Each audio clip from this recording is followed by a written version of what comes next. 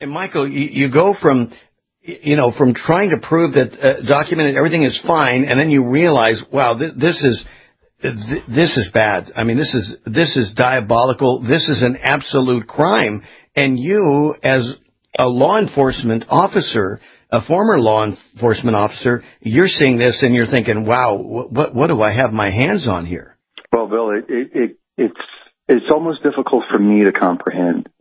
I even said in the press conference, I didn't believe this for the longest time. Mm-hmm. I believe it now, obviously, but even till today, I sit down and I go, did this really happen in this country? Biggest mass fraud ever perpetrated in American history. This thing went all over the globe, being represented as something it's not. That's mass fraud. Not to mention the other federal violations under U.S. Title 18. But this is mass fraud. Michael, I can't imagine somebody doing this. Exactly. Well, to that point, who all is implicated in this crime? Obviously the president, but who else? Well, that's going to remain to be seen. There's only two ways that this could have went. This either was somebody had access to people's birth records on the outside, or somebody inside a vital statistics office provided birth records, because our investigation has determined that the document, we're in possession of the source document, one of the source documents. Mm-hmm. There were others involved. So it's more than one Hawaii birth certificate. And they had to be utilized from the same time period. My own theory is they all came from Kapolani Medical Center because they needed the same typewriter, same typeset. Everything had a match like that. Mm-hmm. So they had to have a select few to work from. And we're not 100% sure. In something like this, to get a fraudulent document, an altered document, you only need one element. We have 9. And there's probably more in there. We just stopped at 9. Well, you even demonstrated in the press conference that they used another birth certificate. They used information from another birth certificate. Joanna Nee, is that her name? Joanna Ani. They took information, lifted it off her document, and put it into this fraudulent document.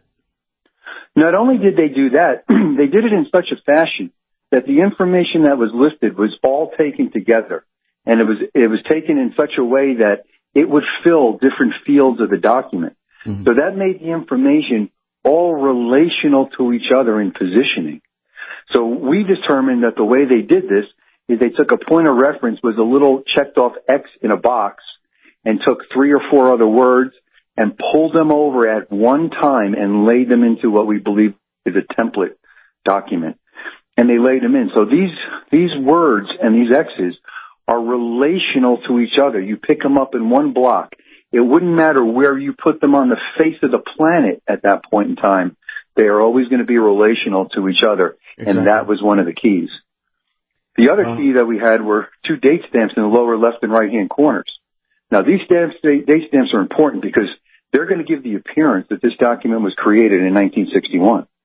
Well, our investigation determined that the same date stamps were taken from the Ani certificate. The middle day of this stamp obviously was changed because that's easy to do in a cut and paste, and they were pulled over. However, the angles are identical. Same angles, same corresponding box on the same documents.